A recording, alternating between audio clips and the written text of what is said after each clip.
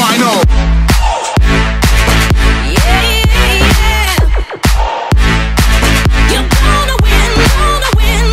Et bonjour à tous. Alors aujourd'hui nous allons voir un nouveau système. Alors comme avant de commencer ce système, Marguerite n'est plus là. Elle n'est plus là, elle est là en même temps.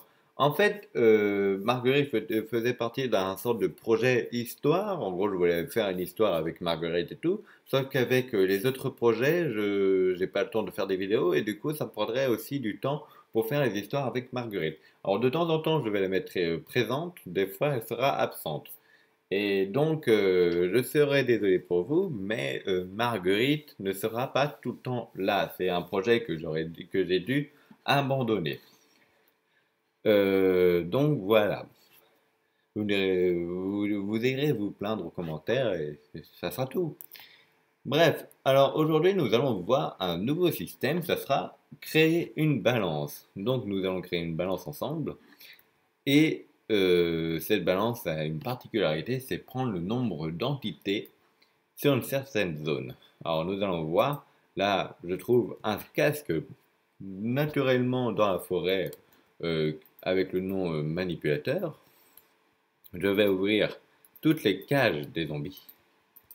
Et les zombies, si vous regardez bien, s'ils arrêtent de laguer aussi, voilà.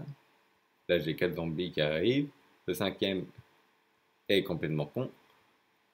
Voilà. Non, il est vraiment con le 5e. Viens là. Il va sortir un jour ou pas? Sors! Il a commencé à faire grand pas? Il a commencé à faire grand pas.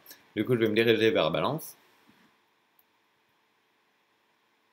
Vous voyez que les zombies sont attirés vers moi quand j'ai le casque manipulateur, mais quand je l'enlève, hop, ils se sont calmés. Ils disent, je sais pas quoi faire de ma vie. Et du coup, quand je le remets, ils savent quoi faire de leur vie. Et du coup, ils arrivent vers moi, tranquillement, lentement le matin, pas trop vite l'après-midi.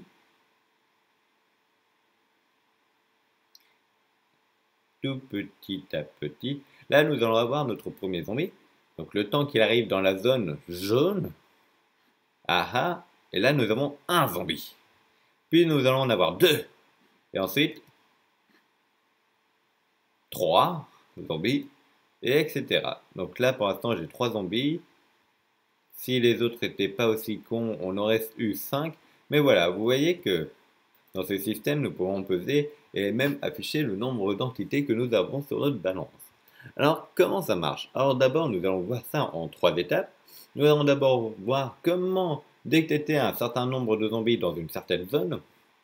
Puis, nous allons voir comment rendre des mobs pacifiques, comment créer notre casque manipulateur.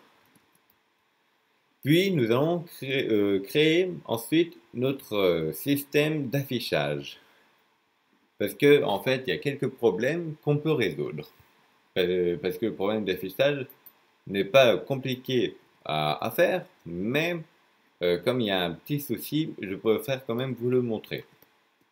Donc, nous allons maintenant... attendez 2 secondes. Non, le casque manipulateur, je vais garder là. Donc, nous allons maintenant apprendre ensemble comment afficher le nombre d'entités sur cette balance. Alors, avant de commencer, je vais vous préciser que cette vidéo a été inspirée par Steph Redkill. Donc, Steph Redkill a inventé ce système qui permet de prendre en compte le nombre d'entités dans une certaine zone. Donc, pour ce faire, nous allons d'abord créer un scoreboard. Notre scoreboard, nous allons l'appeler balance. Donc ici, scoreboard, objectif, add, balance, de type demi. Donc ça veut dire qu'il ne prend pas de stats en compte, que c'est nous qui allons le contrôler. Ou autre chose, on verra bien. Et ensuite, vous allez créer un repeating command block qui va tester s'il y a des zombies dans une zone en prenant en compte les coordonnées moins 143, 31, moins 269, qu'on va itérer de deux cubes en X, d'un cube en Y et de 2 cubes en Z. Qu'est-ce que ça veut dire ça? En gros, nous allons sélectionner un volume et non un rayon. C'est-à-dire qu'en fait, j'ai pris les coordonnées ici. Alors, vous voyez bien que c'est les mêmes coordonnées. Donc X, c'était à moins 143, Y, c'est bien à 31, et Z, c'est bien à moins 269. Ensuite, on va étirer ça dans les deux directions, donc en Z et en X. Donc ici, ici. Donc nous avons pris jusque là-bas, et puis nous avons pris 1 en hauteur. Donc ici, dy est égal à 1. Du coup, en fait, nous allons tester s'il y a des zombies dans la zone de blocs de redstone et de blocs d'or. Voilà, donc ici nous allons voir s'il y a un certain nombre d'entités, le nombre d'entités. Nous allons voir s'il y a un zombie dans cette zone. Pour l'instant, nous n'avons pas encore notre nombre. Maintenant, nous allons avoir notre nombre. Nous allons créer un stat, donc /stat, sur le bloc que vous avez créé avec la commande test fort pour tester les zombies. Et du coup, on va ajouter le statistique infected entité. Donc ça veut dire que si nous avons un zombie qui rentre dans la zone, du coup c'est lui qui a été testé. Et comme il a été testé et qu'il dit oui, il est bon, donc ça va nous mettre à rajouter 1. Et si nous avons 2 zombies, et donc du coup ça va nous rajouter 2. Si nous avons par exemple 2 zombies et un creeper, ça va toujours nous afficher 2. Et ici on avait mis le type est égal à zombie. Du coup nous avons rajouté le statistique affected entité au joueur nombre Z. Alors pourquoi au joueur? Parce que ici vous pouvez mettre n'importe quel nom. Donc ici vous avez un joueur imaginaire qui s'appelle nombre Z. Et ensuite vous allez prendre votre scoreboard pour qu'il soit affiché sur le scoreboard. Donc ici vous allez mettre balance. Puis ensuite, pour être sûr que ça s'affiche bien, alors vous allez mettre scoreboard player set nombre Z balance 0. Ça veut dire qu'en gros, vous allez remettre votre nombre Z à 0 au scoreboard de balance. Comme ça, vous êtes sûr qu'il sera fonctionnel et qui marche. Puisque, en fait, quand vous enregistrez pas les joueurs dans un scoreboard en les mettant à 0, eh ben, il se peut que ça ne marche pas. Donc maintenant, nous allons afficher notre scoreboard avec cette commande, scoreboard objectif set display sidebar balance. Et si vous voulez supprimer, suffit d'enlever balance. Voilà. Donc, maintenant que nous avons ça, nous allons voir si ça marche. Alors, notre hop de zombie. Et là, vous voyez que si je mets un zombie, nous avons un. Alors, CocoCraft, c'est pas la peine de le prendre en compte, c'est le nombre Z qui nous intéresse. Là, nous en avons 2, 3. Alors, forcément, si les zombies partent, là j'en ai 2, là j'en ai plus qu'un. 2, 3, 4, 5, 6, 6. Ah bah oui, ils sont tous en train de partir. Bref, vous avez vu que le système marche. Alors maintenant, nous allons supprimer tous ces zombies. Donc voilà, vous voyez que maintenant le système marche. Nous pouvons détecter le nombre d'entités dans une zone. Maintenant, nous allons voir comment créer notre casque. Alors, bien sûr, le casque, je vous passerai la commande dans la description. Vous n'avez pas forcément besoin de savoir comment ça marche. Il y a des logiciels qui permettent de créer ça.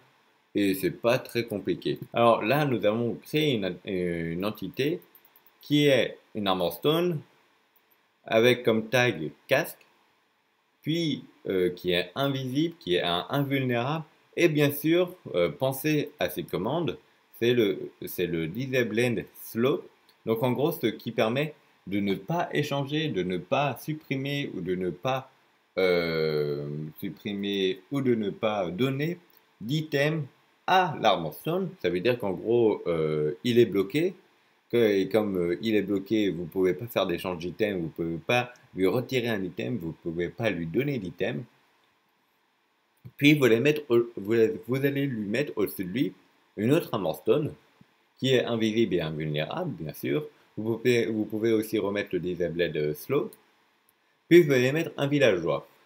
Alors pourquoi un villageois? En fait, les zombies, quand vous mettrez votre casque, les zombies vont être attirés par le villageois.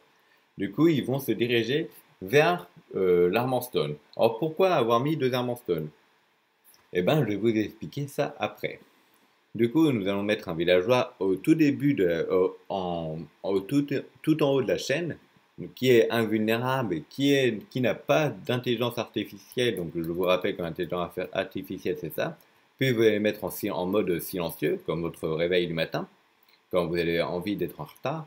Puis, vous allez mettre l'effet invisible, puisque ici, si vous mettez invisible de point 1, ça ne va pas marcher. Ici, on est obligé de mettre un effet. Donc, vous allez lui mettre l'effet invisible. Donc, s'il est D14, amplifieur 0, vous n'avez pas besoin de mettre 1, 2, 3 au amplifieur, vous mettez ce que vous voulez si cela vous fait rire. Puis, une durée impossible à enlever, ou peut-être dans 3 ans, vous verrez bien. Et ensuite, le fait qu'on ne voit pas les particules. Puis, nous allons créer nos zombies. Alors, vous pouvez créer votre zombie, vous mettez ce que vous voulez.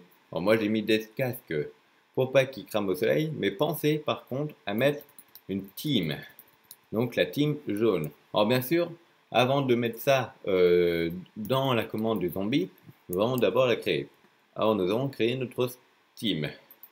Alors, ici, vous mettez scoreboard, team, add, jaune. Donc là, vous venez de rajouter votre team jaune. Et ensuite, si vous avez envie, vous mettez en option que sa couleur est jaune aussi, donc yellow. Et là, du coup, nous allons créer nos zombies. Et voilà, nous avons nos 5 zombies. Nous allons créer notre villageois. Et ensuite, nous allons porter notre casque. Et là, quand nous avons notre casque, ils sont attirés par moi. Or, pourquoi par moi et pas par là-bas? Parce que si j'appuie sur le bouton, logiquement, le villageois se trouve ici. Et pourtant, ils vont venir vers moi. Alors, comment expliquer cela? C'est en fait, nous avons détecté si les joueurs ont dans leur inventaire, dans la case 103, donc en fait, la case 103 correspond à la case où vous portez votre casque, ce qui est normal puisque notre manipulateur est un casque. Et savoir si l'item dans cette case s'appelle manipulateur. S'il s'appelle manipulateur, alors nous allons dire à l'armor stone qui possède le tag casque, donc c'était l'armor stone du bas, et qui va se TP au joueur le plus proche, donc ici moi. Et si on ne détecte pas que le joueur possède un casque manipulateur dans la bonne case, donc on va TP le tag casque au tag nul. Donc le tag nul en fait est juste un endroit très éloigné qui se trouve là-haut pour éviter que les zombies soient attirés. Donc je vais vous mettre l'effet glowing. Alors pardon. Et vous voyez que l'armor stone me suit derrière. Et là que les zombies suivent l'armor stone, et pas vraiment moi, puisque vous voyez, ils ont un petit décalage que l'armor stone a aussi. Et du coup, si je me mets ici, ils vont venir vers moi et se trouver vers la balance.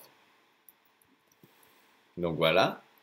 Maintenant, nous allons voir, puisque là, je vous ai montré pour le cas, je vous ai montré pour le nombre d'entités. Maintenant, nous allons voir comment faire pour afficher le nombre d'entités. Donc, c'est pas compliqué, mais c'est juste qu'il y a un tout petit problème.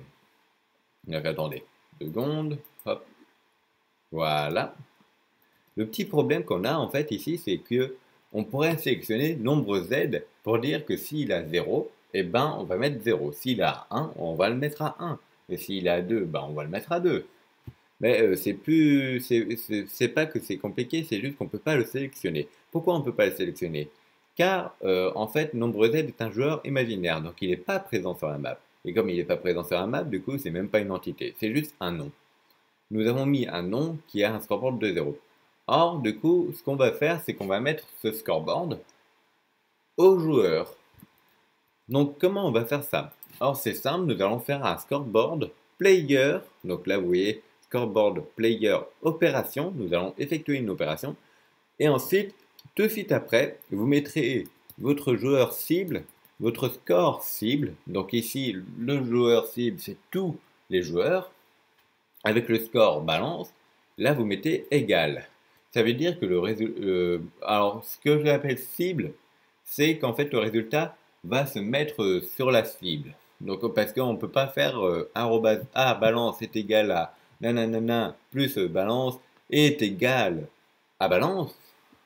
J'espère que vous m'avez compris. En gros, en fait, on ne fait pas une vraie opération. C'est juste qu'on ne peut pas mettre un résultat au bout de chaîne et que le résultat, en fait, va se mettre sur le premier que vous avez mis. Donc ici, le joueur. Donc ici, notre joueur, c'est arobase A. Donc ici, il n'y a que moi, donc ça sera CocoCraft, avec le scoreboard balance. Et il va être égal au nombre Z balance. Donc en gros, si nombre Z vaut 5 dans le scoreboard balance, alors CocoCraft aussi. Et du coup, maintenant, on peut prendre en compte que le score vaut 5 ou vaut 4 ou vaut 3, etc. Donc il suffira maintenant de faire un score, une commande exécute. Donc on va exécuter à tous les joueurs qui ont un score balance égal à 0. Donc vous prenez le minimum et le maximum. Puis vous mettez un slash clone avec les bonnes coordonnées. Alors, mais évitez de mettre les vaguelettes, les petites vagues que vous voyez ici, dans le slash clone, car du coup, sinon ça va prendre à partir du joueur. Si ça prend à partir du joueur, en fait, par exemple, si je me mets là, ça va prendre un peu des blocs d'or. Si je me mets, par exemple, ici, là, je vais copier les commandes blocs et je vais les remettre ici à la place du 0. Il faut vraiment prendre les bonnes coordonnées. Évitez les vaguelettes, puisque sinon ça ne va pas arrêter de cloner. Et après, vous faites la même chose avec le clone. La balance est égale à 1, donc là, puis balance est égale à 2, etc. Et voilà, c'est fini pour ce tutoriel. J'espère que ça vous a intéressé. J'espère qu'également vous allez vous abonner à votre chaîne si ce n'est pas déjà fait, à ma chaîne si ce n'est pas déjà fait, et que vous allez aimer, que vous allez partager la vidéo. Et du coup, nous allons nous voir pour une prochaine vidéo. À la prochaine. Bye bye!